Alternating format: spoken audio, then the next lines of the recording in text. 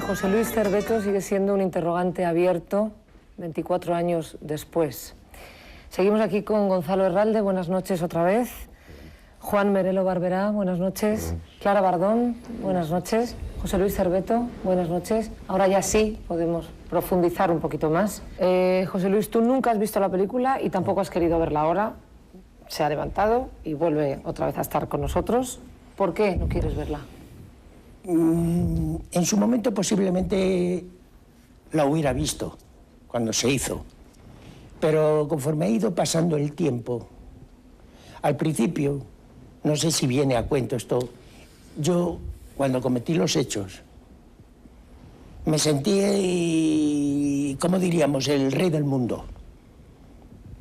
Cuando ya me llevaron al lugar donde se había efectuado, con toda la serie de periodistas y todo. Por la atención que te prestaba la gente. Exactamente, siempre había sido un muerto de hambre, un desgraciado, de orfelinato, protección de menores y todas esas cosas que nadie sabía ni quién era. Ni que existías. Entonces, al verme rodeado de todo ese boom... De periodistas, de gente que quiere escribir tu biografía, de un director que lo quiere llevar a la pantalla. No, lo de la película fue posterior, ¿eh? Sí, sí, pero bueno, que todo es una cadena de atención, sí, ¿no? Sí, porque anteriormente a él tuve con Televisión Española, con Radio Nacional de España una entrevista. Llamaron también ya diré, de Amnistía Internacional. Entonces, todo ese grupo fue cuando apareció lo de Herralde. Posteriormente, pero vamos, que se te prestó una atención que para ti era muy poco habitual y te hizo sentirte... No, me era completamente desconocida. Y te sentías como un héroe de película. Sí, al revés, no consideraba que lo que había hecho estaba mal. ¿Me comprendes? O sea... ¿Y te has dado cuenta más tarde? Conforme ha ido pasando el tiempo, sí. Claro que me he ido dando cuenta. ¿El hecho de no querer ver la película es porque te produce culpa o remordimiento? Sí. No, porque eso. Hay una cosa, conforme van pasando los años, yo sí cada vez me doy cuenta de la bestialidad que cometí. Cosa que yo, exceptuando una vez de niño que cepillé un gato, no sé qué me pasó, me ahogué en una fuente. También lo cuentas. Fuera de eso yo no me he metido jamás con nadie. Y me toca vivir posguerras y todo. Entonces me centré en Dios. No en las religiones, yo no creo en ninguna, pero creo en Dios. Prueba de ello que yo he estado un montón de veces a punto de suicidarme. Sí, sí. Lo que pasa es que cuando me intenta venir los hechos a la memoria, yo los meto al cuarto trasero y le pongo un muro en el subconsciente para que no me... Porque ahora se te hace muy difícil convivir con ellos, ¿no? Bueno. Sí. Vamos a hablar también con tus compañeros, porque si no es que no avanzamos con el tema, ¿no? La película reconstruye su vida a partir de muchas personas que le conocieron y estuvieron en contacto con él. ¿Fue complicado recabar esos testimonios? ¿En algún momento encontrasteis negativas de gente que quería hablar de los hechos o porque dierais voz a un personaje como Cerveto? Fue muy laboriosa. En principio, evidentemente, un tipo de producción completamente, digamos, de producción completamente arriesgada, que no se sabía ni cómo acabaría, ni qué pasaría. Era un tipo de producción muy insólita y por lo tanto se empezó. La base era la grabación durante 4 días en la cárcel de Huesca, en la que todo lo que el espectador ha visto está rodado cronológicamente, es decir, no hay ningún plano antes, ni una secuencia, ni una situación contada antes y montada después, sino que todo está en continuidad. Hicimos una primera edición exclusivamente, de 1h30, exclusivamente ¿sí? Con el testimonio de José Luis, y a partir de ahí es cuando empezamos a recabar, con el sumario, en diferentes personas vinculadas con su infancia, de personas vinculadas con el crimen, de abogados y personas que siguieron, digamos, todo el proceso. Mucha gente, en aquel momento, estábamos del año 70 y final, principio 78, la gente no quería hablar delante de una cámara, no es tan habitual como ahora, ni mucho menos, ¿eh? Claro. Y más aún vinculado con el caso. Y entonces nos encontramos con muchísimas resistencias y lo que se fue haciendo fue rodando cosas fundamentales, yo creo, que van haciendo de contrapunto dentro del relato que hace José Luis de su propia historia, que de algún modo tiene una trayectoria de análisis propio. Al menos, digamos, esta era la intención. Y en el sentido de que antes habéis dicho que se habían hecho muchas cosas, y que yo creo que el tratamiento que se da siempre en prensa a este tipo de digamos, de actos criminales siempre es muy sesgado y siempre es muy amarillista, para decirlo. Y justo en este caso lo que quería era todo lo contrario, ¿no? Por eso quizá a veces los testimonios son tan brutales, porque el relato de un crimen, de este crimen o de otro crimen... En primer plano. Es mucho más laborioso, difícil y complicado para ambos, víctima y verdugo, de lo que normalmente estamos acostumbrados a ver en el cine, ¿no? Y esto quizá, digamos, le añade una brutalidad, pero creo que es interesante para el espectador y para el conocer de primera mano realmente qué es lo que ocurre en esta situación, ¿no? ¿Qué opinión tienes de ese cuarto oscuro en el que él arrincona los recuerdos de los hechos y a los que no se quiere enfrentar desde una óptica profesional? Yo pienso que ese cuarto digamos, oscuro, el cuarto oscuro estaba desde el principio, y era ese cuarto oscuro que es el inconsciente que todos los sujetos tenemos, y donde van quedando ciertas marcas de las experiencias de relación con el otro que uno va teniendo. Yo creo que la película muestra muy bien cómo él, en momentos en que se siente humillado, agredido, abusado, etcétera, hay una reacción inmediata de agresividad, el asesinato del gato, una monja que la tira por la ventana, etcétera, etcétera, ¿no? Y el intento de suicidio a los 3 años. Exacto. Hay además esta cuestión de la agresividad que es, por eso hablaba de ese sadomasoquismo básico que tiene que ver con el intento de agresividad contra sí mismo o verter esa agresividad para agarrarse a la vida hacia el otro. Y creo que hay una secuencia en toda la película cuando él explica su secuencia y cómo al final él va, en esa relación con los niños, va cada vez más sintiendo que hay algo de la agresividad, del forzamiento, que cada vez se le hace más insoportable y que puede llegar a ser realmente un martirio, un sentimiento de culpabilidad muy grave, y que la culminación de esa agresividad en ese terrible asesinato de 2 personas creo que es la culminación de algo que se está gestando todo ese tiempo, ¿no? Y para lo que el sujeto no ha tenido recursos profesionales, alguien que se ocupe realmente de él y que le brinde una oportunidad de dar una salida distinta a todo eso. Y por eso creo que la función del acto, la función de la confesión, ¿no? Y la función de la justicia en este caso, de la sentencia judicial, para alguien así tiene una función de reconocimiento que realmente es muy importante, y esto lo han hecho autores desde el punto de vista literario, ¿no? Por ejemplo, Jean Genet, cuando reivindica el juicio y la condena del criminal, y lo dice con todas las letras y tiene una literatura amplia sobre el tema, ¿no? Porque es alguien que también pasó por eso, por esta vida institucional, y creo que él lo relata muy bien, cómo hay una exigencia de reconocimiento. Cuando él habla de, en fin, de este protagonismo que en un momento tomó, creo que más que protagonismo banal, creo que hay que entenderlo de una manera muy seria desde el punto de vista subjetivo, como una necesidad de que por fin la sociedad alguien le preste atención, le reconoce como sujeto individuo, en un acto, aunque sea horrible. Aunque sea horrible, pero que como... Dime, yo Juan. Lo que creo es que hay individuos que en sus relaciones sociales, por miles de causas, están fracturados, y esta fractura está en el cuarto oscuro. Puede haber muchas motivaciones, se pueden encontrar muchas motivaciones, puede haber también el móvil económico. Es difícil para la sociedad cuando se trata de enjuiciar,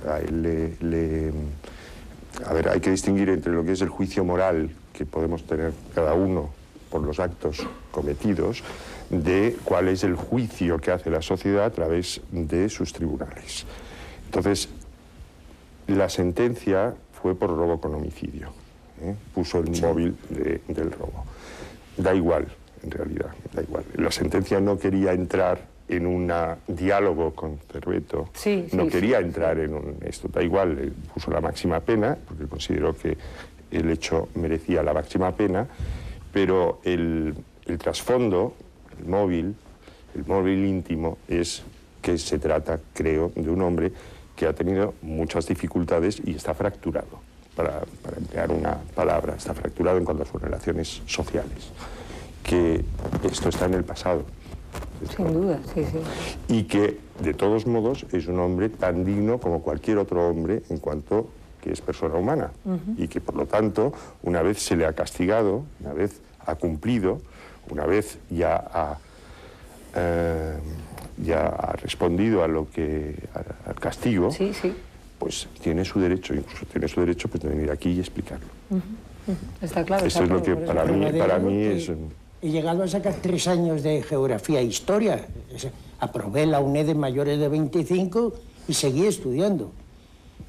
Siempre he sido un lobo solitario. Jamás llamé a nadie en prisión todos esos años de tú, todo el mundo de usted, porque no quería acercamientos. Y era precisamente por eso, porque realmente en prisiones no hay reinserción. Eso es mentira. Ya lo puede decir el Papa. O tienes una fuerza de voluntad de hierro o estás perdido.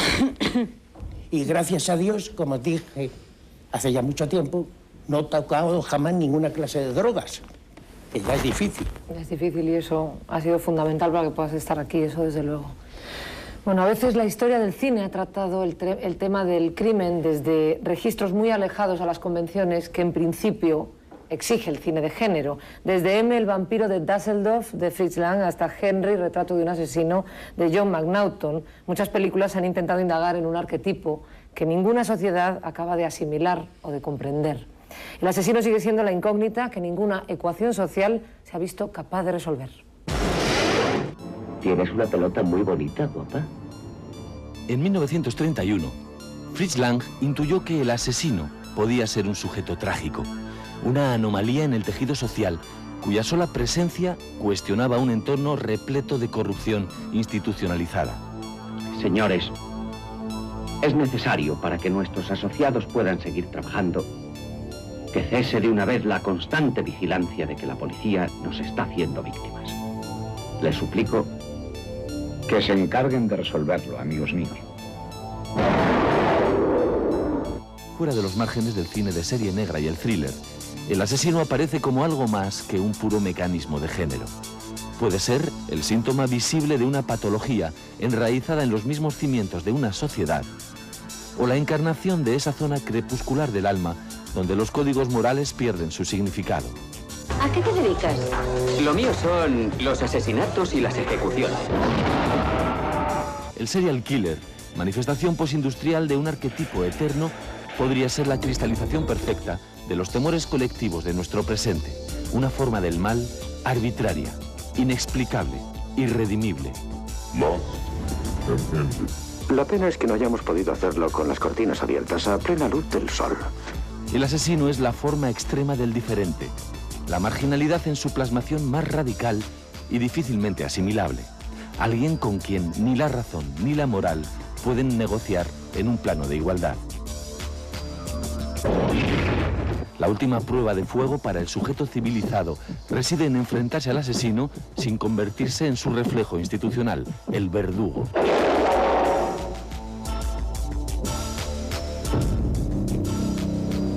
No sabes la belleza que hay en el mal. La hay. Ninguna aproximación cinematográfica al problema ha logrado responder satisfactoriamente a la luz de preguntas que espolea la existencia del asesino. Quizá su mirada inescrutable aporte la justa medida de nuestra propia incapacidad para comprendernos a nosotros mismos.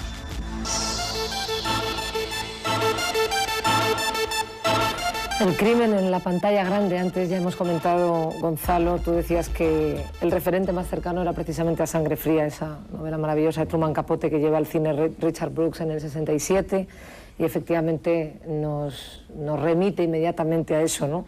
A mí me gustaría, puesto que nos quedan muchos temas, hablar de algo que yo creo que es fundamental, que lo hemos tocado, que es la conducta sexual descrita por Cerveto en un momento concreto de la película, y a mí me gustaría que me hablarais del cambio de percepción colectiva desde los años 70, que era un momento muy diferente, estamos hablando de la transición, un momento en el que ni siquiera se reconocen determinados derechos legales del menor, hasta el presente, en que la pederastia se contempla como uno de los pocos límites consensuados frente a una sexualidad libre, ¿no? Que me habléis un poco de... Bueno, en aquel momento estaba criminalizada también la homosexualidad, realmente, y entonces se ha ido produciendo un deslizamiento, yo creo, bastante sorprendente y analizable, de cómo se ha descriminalizado la homosexualidad por completo, al menos, digamos, en nuestra sociedad, o en gran parte, pero al mismo tiempo lo que es la pedofilia, que no solamente es que no hubiese... Había normativa, digamos, de protección a los menores, ¿no? Pero no estaba tan penalizada como lo está ahora, y ahora se ha convertido en el agujero negro, Sí, el agujero negro de la sexualidad. Digamos, quizá se han aceptado muchísimas cosas, pero siempre se ha mantenido e incrementado, digamos, como último agujero negro y último tabú la relación con adolescentes y con niños, ¿verdad? ¿Quieres, Clara? Sí, creo que este es un punto muy importante porque cuando se plantea, hoy es muy frecuente que cada modalidad de satisfacción plantee sus propios grupos de presión y la defensa de los derechos de gozar cada uno como quiera, ¿no? Entonces, la particularidad que introduce la pederastia es justamente que el niño o puber realmente está en un momento en que todavía su sexualidad no está desarrollada subjetivamente. La sexualidad humana no es como la sexualidad animal, que hay un acoplamiento fácil y con un ritual preestablecido. La sexualidad humana tiene dos momentos de desarrollo importantes, aunque se produce a lo largo de toda la infancia. Uno que es alrededor de los 4 o 5 años, y todo eso culmina a partir de la pubertad para iniciar todo el proceso de adolescencia, lo que se llama crisis de la adolescencia, que tiene que ver justamente con eso, con el poder asumir un nuevo cuerpo sexuado ya y una identificación sexual. Para ello, el sujeto...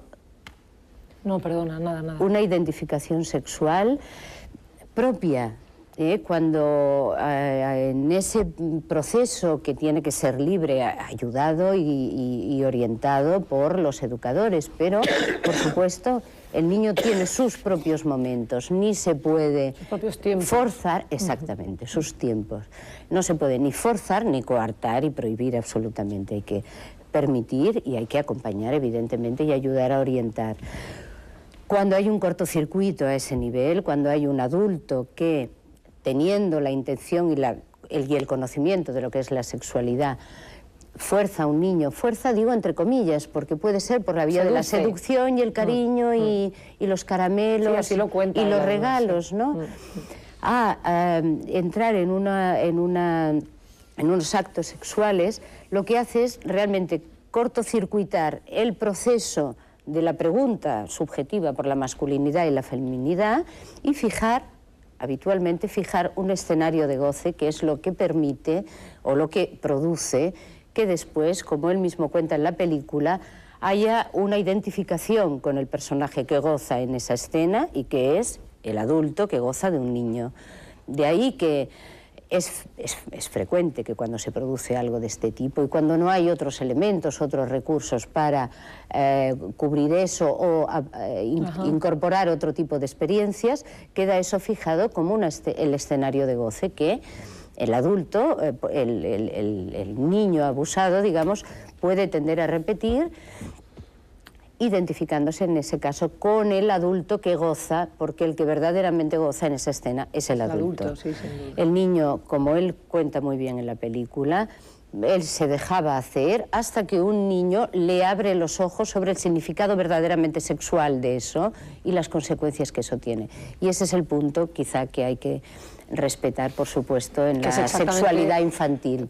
Aunque el niño aparentemente consienta en que se le haga una serie de cosas, no consiente con conocimiento de lo verdaderamente traumático que tiene la sexualidad Estás en el ser fracturando, humano. volvemos a la palabra, una normalidad y una consecución de la vida natural, que es lo mismo que cuenta Cerveto también, que a él le pasó con el educador, Exacto. que abusa sexualmente de él y que de alguna manera, bueno, pues determina otro tipo de actitudes. Tú hablas, José Luis, en la película de que pides en la cárcel que te sometan a observación para intentar que te expliquen por qué. No, Eso lo cuentas, o vamos. si lo cuento, no recuerdo haberlo Que dicho. pides que te sometan a cierta observación para intentar que te expliquen el porqué de tus actos. Que eso no te sirve para nada y que nunca te lo llegan a explicar. No, perdón, es que no me acuerdo. Bueno, pues la pregunta es otra. A día de hoy... Cuando pediste ir al centro de observación de Carabanchel. No, me llevaron sin contar conmigo. Ah, bueno, pues se cuenta de otra manera. Da igual, eso da lo mismo. Me llevaron sin contar conmigo porque el equipo de tratamiento de la modelo se consideraba incompetente para poderme estudiar. Y entonces me mandaron a la Central de Observación de Madrid. Vale. La pregunta es si a estas alturas y con la condena cumplida has conseguido entender algo sobre tu conducta. ¿Alguien te ha conseguido explicar el porqué? No, nunca. ¿Has conseguido entender el por qué te has comportado así tanto Sí, en...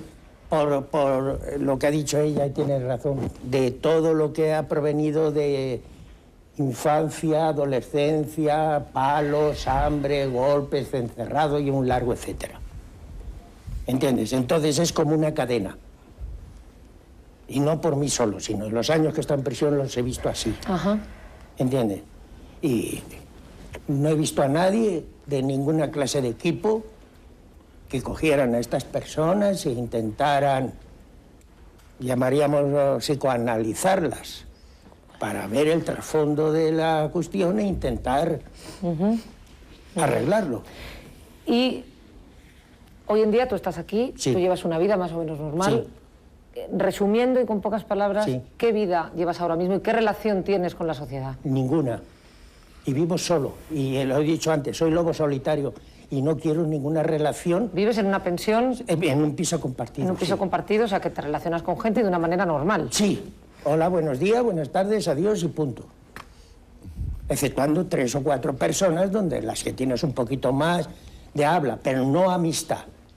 ¿Y cómo te definirías hoy como persona? Lobo solitario. Simplemente no, es que no encuentro otro calificativo. ¿Creéis, como profesionales y a ti, como protagonista de los hechos, que esas conductas se llegan a erradicar? Pues la verdad es que no lo sé, porque yo no lo he intentado nunca. Yo me metí dentro de mí, una vez ya dentro de prisión, he salido de prisión, me centré en el estudio, me centré en la lectura, en la música, en toda esta serie de cosas. Y prueba de ello que cuando estoy viendo televisión o algo y oigo algo de cualquier problema, automáticamente la apago. Me inhibo. Intentas huir Sí. y protegerte de esa Sí, sí, por actitud. si las moscas. ¿Entiendes? O sea que Sí, no sé si será correcto o no será correcto, pero Claro. Sí, en este sentido yo, la pregunta que hacías al principio sobre el determinismo, es importante, bueno, entender que a partir de toda una historia el sujeto construye un cierto determinismo. Pero es evidente también que el sujeto puede sustraerse a esos impulsos y a ese determinismo. Y hay momentos en la vida, hay hechos, desde un tratamiento psicoanalítico, pero también otros acontecimientos, y me parece que el caso de él ilustra otra forma de poder detenerse con eso. Y no tanto, creo, por lo que él ha dicho y por lo que podemos conocer un poco del funcionamiento de las prisiones, porque allí realmente se aporte el tratamiento adecuado, sino porque los sujetos, finalmente, por muchos impulsos que tengan, también tienen que prestar el consentimiento a esos impulsos.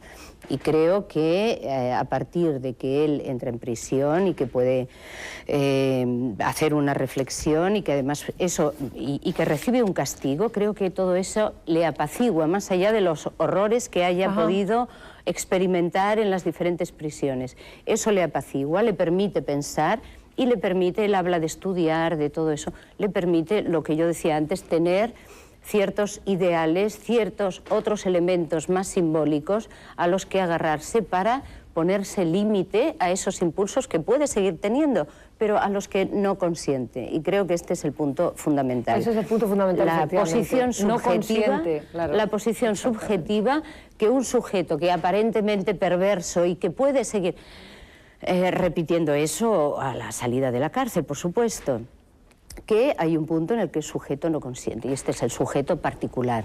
Por supuesto, hay otros que pasan por la misma experiencia y que esperan el momento de la salida para continuar actuando de la misma manera, ¿no? En palabras muy antiguas es el libre albedrío. Si existe o no el libre albedrío, en palabras muy antiguas. Y él lo explica con sus palabras, que coarta esa posibilidad, con esa metáfora o con esa imagen de cerrar lo que se lo pueda recordar o inducir a ello, ¿no?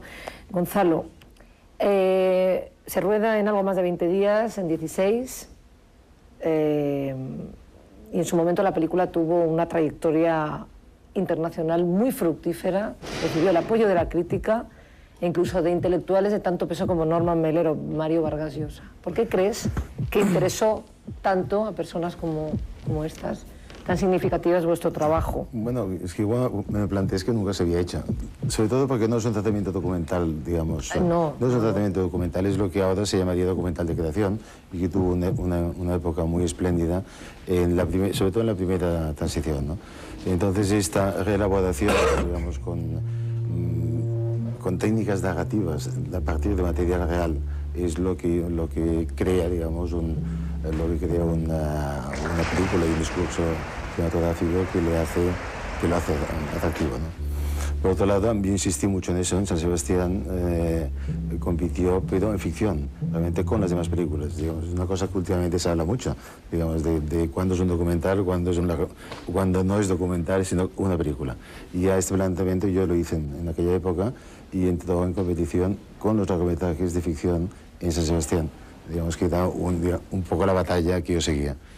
Y luego, bueno, tuvo una muy buena acogida de prensa, mucho interés, pero tampoco te quedas tanto, realmente funcionó muy bien el estreno en Barcelona, en Madrid, por toda la situación que había en el cine español, del cine ese, de todo aquello. Se estrenó un lunes de Pascua en un cine de segunda, lloviendo a cántaros y fue tremendo, ¿no? Y en Estados Unidos sí que tuvo también mucho interés. Coincidió que Norman Mailer acababa de escribir y aún no había publicado La canción del verdugo, que de algún modo coincide de tema. Entonces, evidentemente, vio la película y me interesó mucho y hice un texto sobre ella y luego estoy viajando un poco por todo el mundo, ¿no? En aquella época se abrazaba un poco este tipo de documento, no tenían nada que ver, pero Canciones para después de una guerra de Patino, desde luego era, de Chávarri.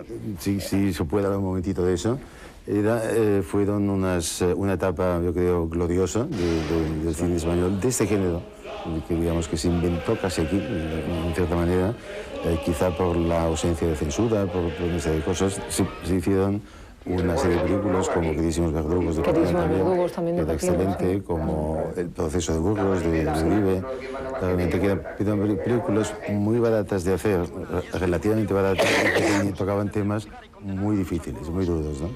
Y entonces, en la segunda transición, en el 78, al final del 78, el 79, hubo una normativa ministerial que no calificaba de película española cualquier película hecha con material de archivo o con testimonios documentales. Y se abortó absolutamente esa trayectoria brillante. Brillantísima, y hasta ahora no se ha recuperado, que nuevamente... Ahora se vuelve a recuperar con trabajos como En construcción de José Luis Guerino, como los trabajos de Javier Río y de que es excelente, ¿no?